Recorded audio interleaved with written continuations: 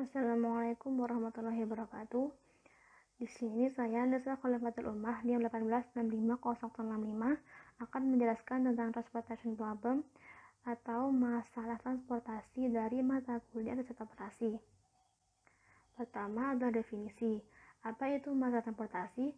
Pada umumnya, masalah transportasi berhubungan dengan distribusi suatu produk tunggal dari beberapa sumber dengan penyaluran terbatas menuju beberapa tujuan dengan permintaan tertentu pada biaya transportasi minimum.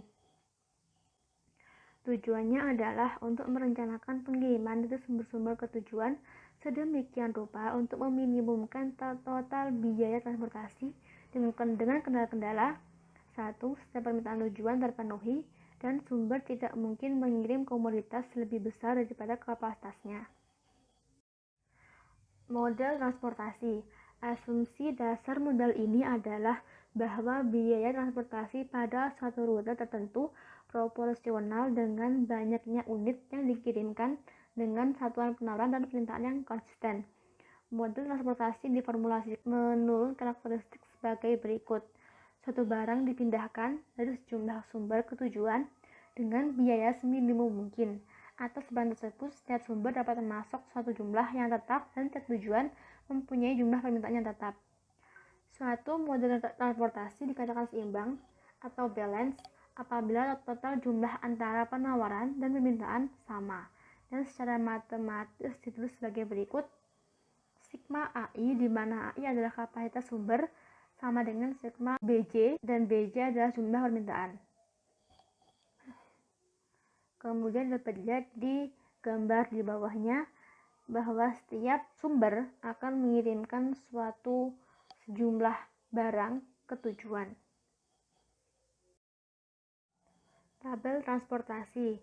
Bentuk masalah transportasi dapat diletakkan dalam tabel khusus bernama tabel transportasi, di mana sumber atau source ditulis dalam baris dan tujuan ditulis dalam kolom. Tabel memiliki M kali N kota atau slot. Biaya transportasi tiap unit ditulis dalam kotak khusus di bagian atas kanan. Setiap kotak permintaan atau demand dari setiap tujuan ditulis di bagian bawah, sementara penawaran atau supply ditulis di kolom paling kanan dari tabel. Kotak ujung kanan berisi pernyataan bahwa jumlah penawaran sama dengan permintaan. Variabel XIJ pada setiap kotak mengidentifikasikan dengan jumlah barang yang akan diangkut tiap unit ke tujuan, dan inilah nilai yang akan dicari. Selanjutnya adalah tipe masalah transportasi. Ada dua jenis masalah transportasi, yaitu yang balance dan unbalance.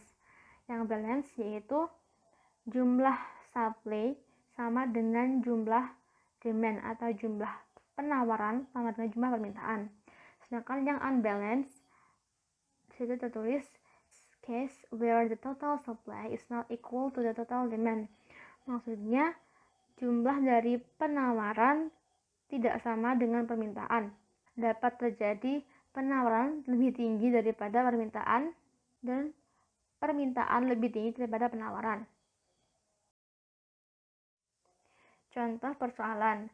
3 buah pabrik tempe di kota A merupakan produsen tempe yang harus memenuhi permintaan 3 pasar di kota A. Banyak permintaan, penawaran, dan biaya transport tiap unit dapat diketahui pada tabel berikut. Dapat dilihat di tabelnya dengan jumlah sekian dan persamaan di bawahnya. Penyelesaian.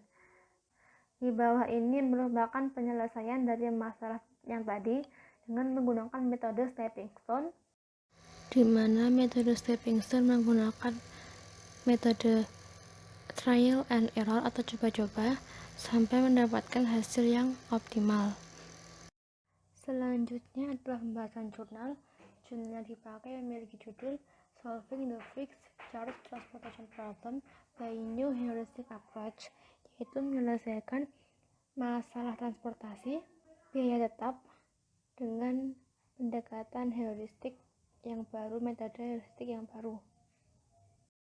Di sini dibahas tentang menyelesaikan sebuah masalah transportasi di mana biaya yang digunakan adalah tetap.